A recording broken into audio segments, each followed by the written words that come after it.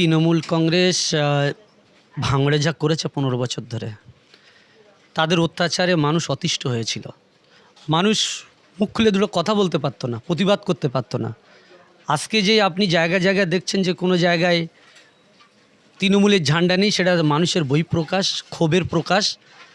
মানুষ ওই ঝান্ডাকে আর দেখতে চায় না, মানুষ তৃণমূল কংগ্রেসকে আর দেখতে চায় না, তাই বর্জন করে দিয়েছে তৃণমূল কংগ্রেসকে। সঙ্গে সঙ্গে এলাকায় ফেস্টুন আর দেখা যাচ্ছে না, ফেস্টুন সব খুলে ফেলে দিয়েছে। আইএসএফের কর্মী সমর্থকরা বিজেপির ঝান্ডা নিয়ে ঘুরছে। এখানে আমি একটা জিনিস বলি, যারা আইএসএফ করে তারা আইএসএফের ঝান্ডা নিয়েই ঘুরছে। আর আপনি যাদেরকে বলছেন যে আইএসএফের লোকেরা বিজেপির ঝান্ডা নিয়ে ঘুরছে, অ্যাকচুয়ালি এরা হচ্ছে প্রকৃত তৃণমূলের লোক, যারা তৃণমূলে এতদিন 2 নম্বরই কাজ করতো, তোলাতুলে খেত। এই যখনই আইএসএফ জিতে গিয়েছে, সেখানে কিছু কিছু জায়গায় দেখা যাচ্ছে যে ওই তৃণমূলের ছেলেরাই ওরা আবার এদের সঙ্গে মিশে গিয়ে, ওদের হাতে তো একটা ঝান্ডার দরকার, না হলে তো পরিত্রাণ পাবে না। তাই ওরা কি করছে, ওই বিজেপির ঝান্ডাগুলো হাতে করে নিয়ে এদের সঙ্গে মিশে ওরা ওই মিছিলে সামিল হচ্ছে। আর সাধারণ মানুষের সঙ্গে মিশে গিয়ে ওরা বিভিন্ন রকমের অ্যাক্টিভিটিস করছে, যেটা আইএসএফ চায় না। কিন্তু এই দেখবেন বিভিন্ন জায়গায় সমস্যা হচ্ছে, এর পিছনে প্রত্যেকটা জায়গায় ওই তৃণমূল থেকে আসা গা ফোঁড়া আইএসএফ তারা এইগুলো করছে। আমি তো আপনাকে বারবার বলছি, কিছু সুযোগ সন্ধানী মানুষ যারা তৃণমূল কংগ্রেসটা করত এবং তৃণমূল কংগ্রেসের বিভিন্ন সুযোগ সুবিধা নিত, অনেকেই আছে যারা সাধারণ মানুষকে বঞ্চনা করেছে, সাধারণ মানুষের অধিকারকে তারা কেড়ে নিয়েছিল। অনেক সুযোগ সুবিধা তারা পাইয়ে দেওয়ার নাম করে কাটমানি খেয়েছিল। সেই সমস্ত কিছু নেতারা তারা বেগতিক দেখে, আরাবুল ভাই যেহেতু তৃণমূল কংগ্রেসে ছিল, আরাবুল ভাই আইএসএফে আসার পরে তারা চুপচাপ ছিল। অনেকে আরাবুল ভাইকে গালিগালাজ পর্যন্ত করেছে।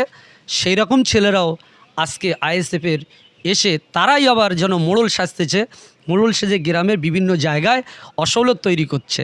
কিন্তু এটা হবে না, এটা আইএসএফ পার্টি। এখানে নেতার নাম হচ্ছে নওশাদ সিদ্দিকী। ওই জার্সি বদল করে অসহলত কুসহলত নওশাদ সিদ্দিকী ভাইজান মেনে নেবে না। তিনি বার্তা অলরেডি দিয়ে দিয়েছেন। আর যারা মনে করছে যে আমি একটু ঘুরে এসেছি, রং মেখে নিয়েছি, আমি এখানে মাতব্বারি করব, সেটা হবে না।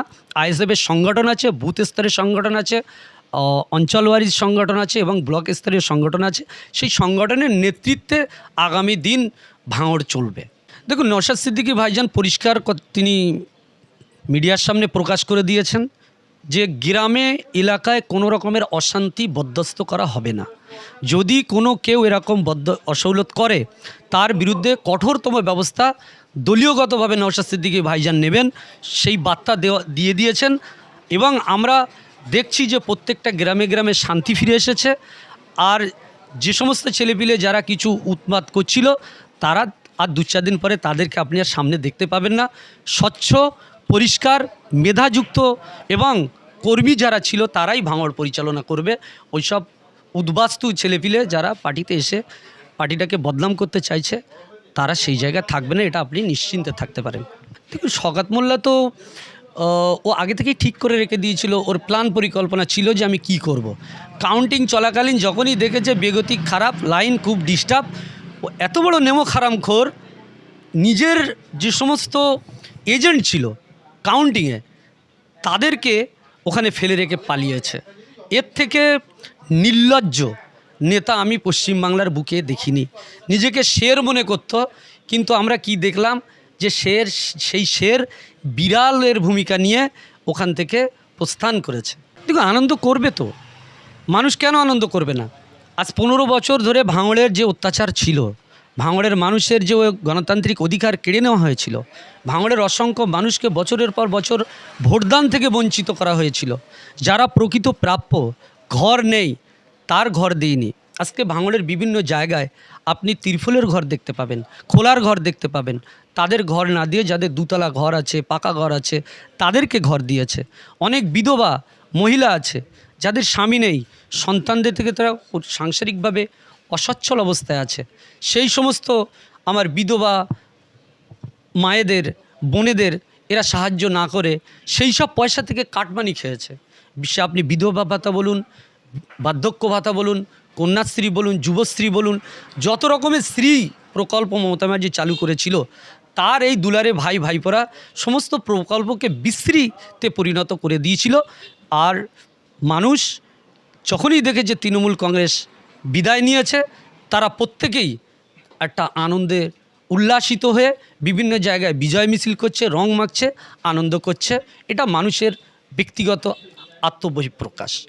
দেখুন, আমি একটা কথা বলি, প্রত্যেকটা মানুষ যখন কোনো স্রোতে ভেসে যায়, সে একটা কিছু খড়কুটো আঁকড়ে বাঁচতে চায়। এরা এত পরিমাণের দুর্নীতি করেছে, এরা কিন্তু নিজেরা স্বেচ্ছায় নিজেদের থেকেই এলাকা ছেড়ে চলে গিয়েছে। আপনি কোনো একটা গ্রামে এরম দেখাতে পারবেন না যে আইএসএফের ছেলেরা কারুর বাড়ি হামলা করেছে আর নেতারা চলে গিয়েছে। ওরা কাউন্টিংয়ের আগে, কাউন্টিং শেষ হয়নি তার আগে যে যার মতো বাড়ি ছাড়া হয়ে গিয়েছে। তারা জানে যে আমরা ভাঙড়ের মানুষের উপরে যে অত্যাচার করেছি, আমরা হেরে গেলে ভাঙড়ের মানুষ হয়তো আমাদের উপরে অ্যাটাক করতে পারে বা তারা প্রতিশোধ নিতে পারে। এটা তাদের অনুমান থেকে তারা চিন্তা ভাবনা করে তারা স্বেচ্ছায় বাড়ি থেকে পলাতক হয়ে গিয়েছে। এখানে আইএসএফের ছেলেরা কাউকে বাড়ি থেকে পালানো বা তাড়ানোর কোনো প্ল্যান পরিকল্পনা করেনি। ওরা নিজেদের অপকর্মের কারণে নিজেদের বাঁচার তাগিদে চলে গিয়েছে। আর এখন দেখছে যে যেহেতু সরকার বিজেপি এসছে, তাই ওরা চাইছে যে বিজেপির নেতৃত্বের সঙ্গে যোগাযোগ করে অন্তত সেখানে একটা শেল্টার নিয়ে আমরা এলাকায় থাকতে পারি, সেই ব্যবস্থার একটা প্রয়াস তারা করছে। কিন্তু তাদের এ প্রয়াস বৃথা হয়ে যাবে, কারণ এটা হচ্ছে ভাঙড়ের মাটি আইএসএফের শক্ত ঘাঁটি। এই শক্ত ঘাঁটিতে দাঁত বেজানো অনেক কঠিন। তাদেরকে বলবো, ভাই যারা আপনারা করছেন, তারা দল বদলানোর থেকেও নিজেদের চরিত্রটাকে আপনারা বদলে নিন, আপনাদের মানসিকতা বদলে নিন। একটা সুস্থ সমাজের মানুষের মতো মানুষ হওয়ার মানসিকতা নিয়ে আসুন। আপনার কোথাও পালাতে হবে না, আপনি আপনার এলাকায় নিশ্চিন্তায় রাজনীতিও করতে পারবেন, কর্ম করতে পারবেন। আমার নূতন যে সরকার হবে, এটা জনগণের মতামত। জনগণ যখন এই বিজেপি সরকার গড়ার জন্যে তাদের গণতান্ত্রিক অধিকার প্রয়োগ করে বিপুল ম্যান্ডেট দিয়েছে, সেই জায়গায় আমরা আইএসএফের পক্ষ থেকে এবং বাংলার একজন সাধারণ মানুষ হিসেবে আমি বিজেপির নেতৃত্ব এবং নব সরকারের কাছে আহ্বান রাখব যে এই বাংলাটা হচ্ছে সম্প্রীতির বাংলা। এখানে হিন্দু, মুসলমান, শিখ, জৈন, খ্রিস্ট, বৌদ্ধ সমগ্র ধর্মের মানুষ আমরা এখানে বসবাস করি। ধর্মের ভেদাভেদ যেন আপনারা না করে একটা সুস্থ সুন্দর পশ্চিম বাংলা যাতে হয়, যে বাংলায় সোনার বাংলা বলে আমরা সবসময় বলে থাকি প্রত্যেকটা নেতারা, সেই কবিগুরুর সোনার বাংলা আমরা যেন সুষ্ঠু সুন্দর একটা বাংলা গঠন করে সুজলা সুফলার বাংলা আমরা নির্মাণ করব, এই আশা বিজেপির নেতৃত্বের কাছে রাখব। এবং সঙ্গে সঙ্গে তাদের কাছে আমি ব্যক্তিগতভাবে আরও দাবি রাখব যে বিভিন্ন এলাকায় যে সমস্ত জায়গায় অশান্তির পরিবেশ তৈরি হচ্ছে, দয়া করে আপনারা এই অশান্তির পরিবেশটাকে সুস্থ শান্ত বাংলা করবেন, এই আবেদন আপনার মিডিয়ার মাধ্যমে আমার বিজেপির উচ্চতম নেতৃত্বের কাছে আহ্বান রাখলাম। দেখুন, একটা বিষয়টা হচ্ছে কি, ভাষা একটু খারাপ হয়ে যায় যখন মানুষ না মানে বেলজ্জাটে হয়ে যায়। লজ্জাবোধ, যার লজ্জা থাকে সে গ্রামের বাইরে দিয়ে যায়, আর যার লজ্জা থাকে না, অর্থাৎ যার দু কান কাটা থাকে, সে গ্রামের ভিতর দিয়ে যায়। তো তৃণমূল কংগ্রেসের এরা যে কাজ করেছে, এদের দু কান কাটা। এরা অন্যায় অত্যাচার করতো, এরা সবই জানতো, কিন্তু এদের মনের মধ্যে বিবেকে এটাও আসতো না যে আমরা এই কাজ কেন করছি। তার পুরো সুপ্রিমোর নাম হচ্ছে মমতা ব্যানার্জি। সাধারণ কর্মীদের মেন্টালিটি যদি এই থাকে, তাহলে মমতা ব্যানার্জির মেন্টালিটি সেই জায়গায় থাকবে। মমতা ব্যানার্জি তিনি তাঁর নিজের জায়গা থেকে, নিজের চিন্তাধারা থেকে এই সিদ্ধান্ত নিয়েছেন। আমি বলবো, দিদি হেরে গিয়েছেন, হার মেনে নিন, নূতন সরকার গঠন হোক, আপনি বিরোধী জায়গায় থেকে সুন্দর বাংলা পরিচালনা করার কাজে আপনি সাহায্য করুন।